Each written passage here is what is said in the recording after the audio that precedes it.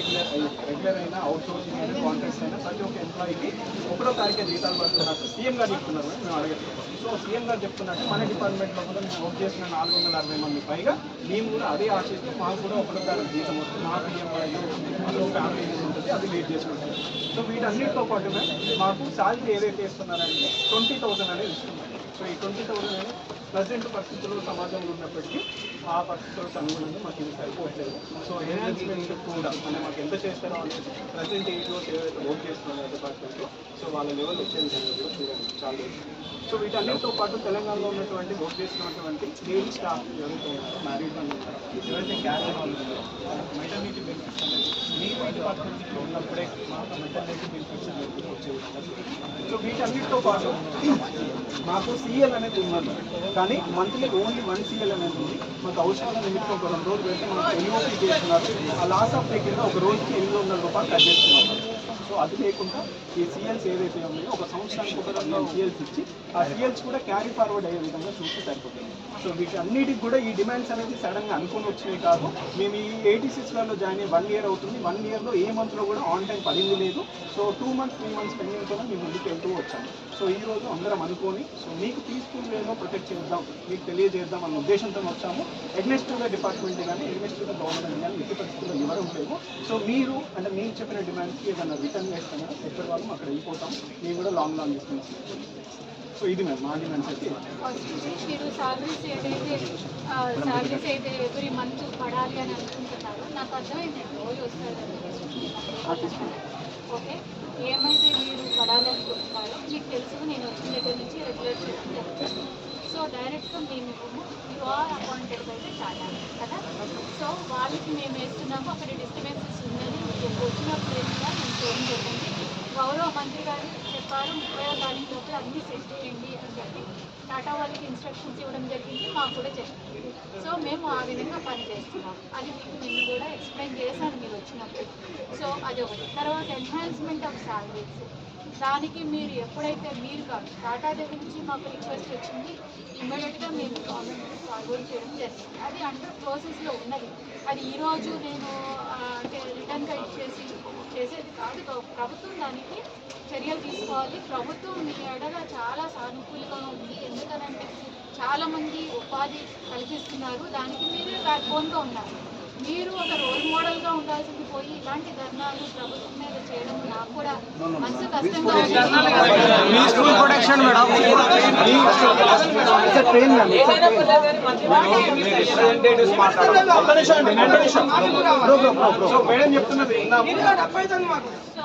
Additional budget కూడా తక్కువగా ఉంటే అడిషనల్ బడ్జెట్ రాస్తే మొన్ననే ఫైనాన్స్ నుంచి వచ్చింది. అది ఎక్కడికక్కడ క్లియర్ చేయాలన్న ఉద్దేశంతో పనిచేస్తాను. మీకు కూడా తెలుసు, ప్రతిరోజు వస్తారు, నేను ఫైనాన్స్ ఎక్కువగా కూర్చోబెట్టి మీతో సార్ట్అవుట్ చేస్తున్నా, అన్నీ ఒక్కొక్కటి చేసుకుంటూ వస్తున్నాను. సో అది ఒకటి. సాలరీస్లో కొంచెం డిస్టర్బెన్స్ ఉండడం మాట. ఫస్ట్ మీరు ఏమడిగారు, వినాయకవాన్ని తీసేయమని అడిగారు. ఇమ్మీడియట్గా వినాయకవాన్ని తీసే దశగా పనిచేశాము. తర్వాత అది నా చేతిలో లేని పని, టాటా వాళ్ళు చేయాలి. తర్వాత వాళ్ళు కూడా తీసి ఎవరికైనా తెలంగాణ వాళ్ళకి ఇవ్వండి అని చెప్పి టాటా వాళ్ళని రిక్వెస్ట్ చేయడం జరిగింది. ఎందుకంటే ఈ సీఎల్సే కానీ అటెండెన్సే కానీ వాళ్ళు ఒక సిస్టమ్ మానిటర్ చేస్తారని చెప్పడం జరిగింది. వాళ్ళు కూడా ఆ దిశగా పనిచేస్తున్నారు. అది ఒకటి. రెండోది, మీరు పనిచేసే శాలరీ ఏదైతే ఉన్నదో ఎన్హాన్స్మెంట్ కోసం ప్రభుత్వానికి నేను విన్నవించడం జరిగింది. మీ మీద పాజిటివ్గా రాస్తాను. అవన్నీ నేను గవర్నమెంట్లో మీ అందరి ముందు నేను చెప్పకూడదు కూడా, నాకు అవసరం కూడా లేదు. ఎందుకంటే మీ మీద నాకు ఒక సదాభిప్రాయం, అంటే వీళ్ళ వల్ల గౌరవ ముఖ్యమంత్రి గారి ఆశ ఏదైతే ఉన్నదో ప్రతి ఒక్కళ్ళు బ్లూ కాల్ జాబ్స్ వాళ్ళు మంచి ఉద్యోగాలు సంపాదించుకోవాలి అనే ఉద్దేశంతో గౌరవ ముఖ్యమంత్రి గారి ఆశ ఏదైతే ఉందో నెరవేర్చే దశగా మీరు పనిచేస్తున్నారని నేను ప్రభుత్వానికి విన్నవించడం జరిగింది. సో ఇప్పుడు మీరు వచ్చారు కాబట్టి ఈ విషయం నేను మీకు చెప్పడం జరుగుతుంది. అది ఈ రోజు గబక్కన జరిగే పని కాదు కదండి. సో అది కూడా ఇంకా మీకు బడ్జెట్ బర్డెన్ ఎక్కువ కాకుండా మాకు 780 పోస్టులు ఉన్నాయి, వాళ్ళను కూడా రిక్రూట్మెంట్ చేసుకోండి అని చెప్పడం కూడా జరుగుతుంది. అదంతా మీకు నాకన్నా మీకు బాగా తెలుసు. టాటా వాళ్ళు చేయాలి, నేను చేయాల్సిన పని అయితే ఈరోజు రేపు ఎల్లుండి చేయగలుగుతాను. మీ సాలరీసే కానీ తర్వాత మీ ఎన్హాన్స్మెంటే కానీ లేకపోతే ఇది కానీ. సో మీరు వచ్చి మహిళలు వచ్చి పాపం ఈ పిల్లలందరూ అడిగారు. నిన్న లాస్ట్ వర్కింగ్ డే వచ్చారు కదా, నిన్న ఒక రోజు టైం ఇచ్చారు. నిన్న వేరే పనులు ఉన్నాయి, నిన్న బయట వేరే ఇష్యూస్ సిఎస్ మీటింగ్ అదంతా మళ్ళీ ఈరోజు ధర్నాకి వస్తే అంటే ఎట్లుంటుంది, ఎట్లా చేయాలి? నేను ఫస్ట్ టైం కదా మెటర్నిటీ లీవ్ మీరు అడగడం. 80 days నుంచి శాలరీలు రావట్లేదు మేడం. 80 days నుంచి శాలరీ రావట్లేదు. మాకు ఎలా ఉంటుంది మేడం? సాలరీ ఇష్యూ నేను అడ్రస్ చేస్తాను. మా నుంచి శాలరీ వస్తున్నాయి మేడం, టైంకి ట్రైనర్స్ కి మాత్రం రావట్లేదు. కూడా మాట్లాడడం జరిగింది. Sir I have to discuss with my officers if feasible immediate గా చేస్తాను కదా. ఇమీడియట్ గా ఈ రోజు వస్తే ఇది నెగిటివ్ ఇంపాక్ట్ గవర్నమెంట్ కి వస్తుంది. ఇమీడియట్లీ కాదు మేడం. 4 months నుంచి తిరుగుతూనే ఉన్నాం మేడం. సార్లు కలుస్తున్నాను, మిమ్మల్ని కలుస్తున్నాం. ఇమీడియట్లీ అయితే కాదు. ఇష్యూ ఉండిందని చెప్తానే ఉన్నాం కదా, ఇప్పుడు ఆయనతో చెప్పించాం కదా. మేడం గారు ఇమీడియట్లీ అంటారు. ఇమీడియట్ కాదు మేడం.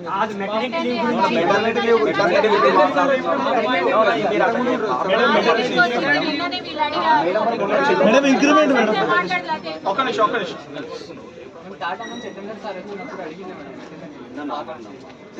సో ఇది నేను ఆఫీసర్తో డిస్కస్ చేసి తీసుకుని immediately I will give the order. So time ఇవ్వాలండి కొంచెము. సాలరీస్ అంటారా, నాకు ఇష్యూ ఉంది, బడ్జెట్ లేదు, ఇమీడియట్ గా గవర్నమెంట్కి రాశాను, అడిషనల్ బడ్జెట్ తీసుకొచ్చాను, మీరు వీళ్ళందరికీ చెప్పాలి. ప్రతిరోజు you are contacting with me. ఇప్పుడు ఇలా చేస్తే సమస్య పరిష్కారం కాదండి. నిజం చెప్పాలంటే మీకు మీ దగ్గరికి చాలా టైమ్స్ కూడా వస్తున్నాము. మిమ్మల్ని కలవనీయకుండా కూడా జేడీ సార్ అంటే కలవనీయకుంటే జేడీ సార్ ఆన్సర్ చేస్తూ పంపించారు. బట్ ఆన్సర్స్లో జెన్యూనిటీ లైక్ ఏంటి అంటే 2 days లో పడుతుంది, 3 days లో పడుతుంది అన్న ప్రతిసారి కూడా స్పెసిఫిక్ డేట్ కూడా లేదు. ఫోన్ చేసిన మీరు ఒక డేట్ అని చెప్పండి మేడం, నేను రావద్దని చెప్పి డేట్ ఫార్వర్డ్ చేస్తే ఆ డేట్ ప్రకారం ఫాలో అవుతాం కదా మేడం. సాలరీస్ లేట్ అవుతున్నాయన్న విషయం నాకు తెలుసు. అవి ఎలా రెగ్యులర్ చేయాలన్న విషయంలో కూడా మేము పనిచేస్తున్నాం. మీకు తెలుసు మీరు లేట్ అంటే 3 months మేడం. 2 months మళ్ళీ 1 month రిలీజ్ చేస్తున్నాం. మళ్ళీ 80 days అంటే నార్మల్ విషయం కాదు మేడం. 80 days నాకు వచ్చే 20,000 80 days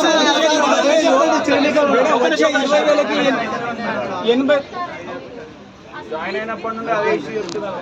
వచ్చే 20,000తో 80 days ఎలా సర్వైవ్ అవ్వాలి మేడం? తెలుసమ్మా, not only pending salaries next చెప్పండి. ఇంక్రిమెంట్ మేడం, ఇంక్రిమెంట్ 1 year అయింది. స్కిల్డ్ లేబర్ కి శాలరీ మినిమం శాలరీ 30,000 మేడం చెప్పారు. గవర్నమెంట్ పెట్టాం ప్రపోజల్. స్కిల్డ్ లేబర్ కి 30,000 మినిమం బేసిక్ ప్రపోజల్ అనేది మేము ఫస్ట్ జాయిన్ అయినప్పటి నుంచి వింటున్నాము. ఏదైతే మాకు 20 ఉన్నది కాస్త 32 అవుతుంది అని చెప్పేసి మేము వింటున్నాము. బట్ 1 year 1.5 year అవుతుంది. దాని గురించి ఎటువంటిది లేదు. సో దాని గురించి మీరు ఏదైనా ఒక అష్యూరెన్స్ ఇస్తే కానీ మాకు ఏమైనా హామీ ఉంటుంది. సో అలా కాదు. ఇప్పుడు మినిస్టర్ గారు కానీ సెక్రటరీ గారు కానీ సదా అంటే మంచి ఉద్దేశంతో ఉన్నారు, చేయాలని ఉన్నారు. కానీ మీకు కూడా తెలుసు అన్ని లెవెల్లో పాస్ అవ్వాలి కదండి. పాలసీ మ్యాటర్స్ కదా, మేము చేస్తాము. కాకపోతే ఈ రోజు డేట్ చెప్పండి, రేపు డేట్ చెప్పండి అంటే నేను చెప్పను. కానీ మీ ఎడలో మేము సానుకూలంగా ఉన్నాం, అది మాత్రం చెప్పగలుగుతాం. We want you guys. మీరు మంచిగా పని చేస్తున్నారు. మీ వల్లనే ఏటీసీస్ అన్ని ఇంత బాగుపడ్డాయి. తప్పకుండా చేస్తాం. ఇప్పుడు 36,000 సార్ మాకు ఇచ్చిన డ్యూటీస్ కంటే మీరు షార్ట్ టర్మ్ కోర్స్ ఇచ్చినా కూడా PMKY ఇచ్చినా కూడా ఎలాంటి ఇచ్చినా కూడా ఎక్సలెంట్ జాబ్. మీ కాన్ఫిడెన్స్ జాబ్ మేళ కూడా నిర్వహిస్తున్నాం సార్. జాబ్ మేళ మాకు 20,000 ఇస్తే జాబ్ మేళ ఒక 20,000 ఇచ్చింది సార్. స్టూడెంట్స్ 20,000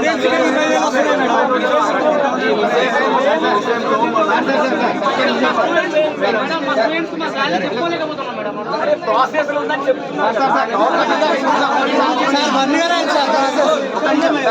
జాబ్ మేళ నిర్వహిస్తే నేను డిగ్రీ ట్రైనర్ నాకు వచ్చే సాలరీ రాకున్నా కూడా ఇది షార్ట్ టర్మ్ కో నిర్వహించి జాబ్ మేళలు కూడా వచ్చే ట్రైనర్ కూడా 20,000 ఇస్తున్నారు, 25,000 ఇస్తున్నారు, 80,000 ఇస్తున్నారు, 30,000 ఇస్తున్నారు సార్. రిక్రూట్ అయ్యారు కానీ మాకు సాలరీ లేదు. మేము స్టూడెంట్ ని ప్రొడక్ట్ చేసి వాళ్ళని ఇస్తున్నాం, డెవలప్ చేస్తున్నాం. మాకు సాలరీ లేదు కదా సార్.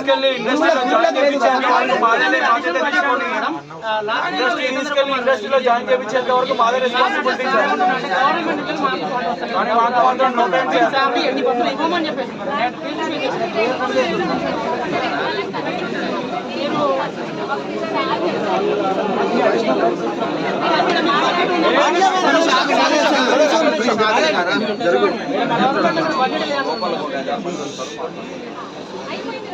సెలెక్ట్ 3-4 మెంబర్స్ లేదు సార్, ఇక్కడే మాట్లాడాలి, ఇక్కడే మాట్లాడాలి, ఇక్కడే మాట్లాడండి. లేదు ఎక్కడ మాట్లాడు. సరే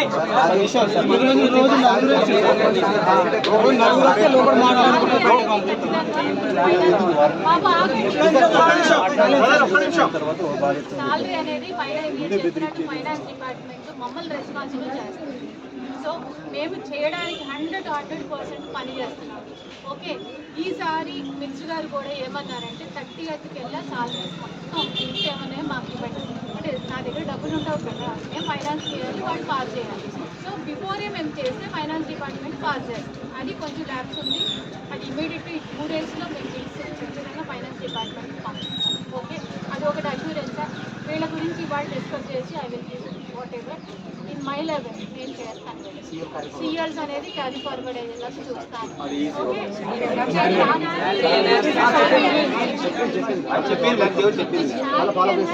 అనేది గవర్నమెంట్ రాయడం జరిగింది. మీరు చేసే పనిని గుర్తించి ఇంత బాగా చేస్తున్నారని ఫేవరబుల్ గా గవర్నమెంట్ రాయడం జరిగింది. ఇంకా అంతకన్నా ఏం కావాలంటే ఒక డైరెక్టర్ దగ్గర నుంచి what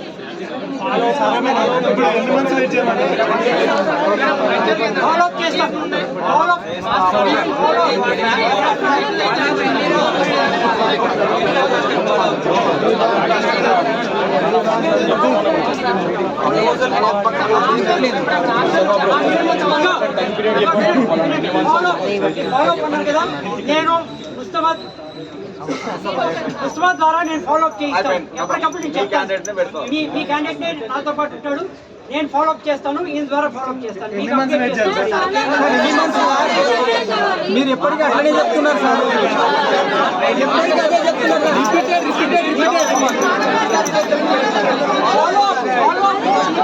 No follow up, sir. You are saying every time like that. That is not. When we call also, you are saying daily tomorrow. ఏమన్నా పెట్టాలంటే తీసుకుని వచ్చేద్దాం. ఒక 10 members పెట్టాలి. ఒక 10 members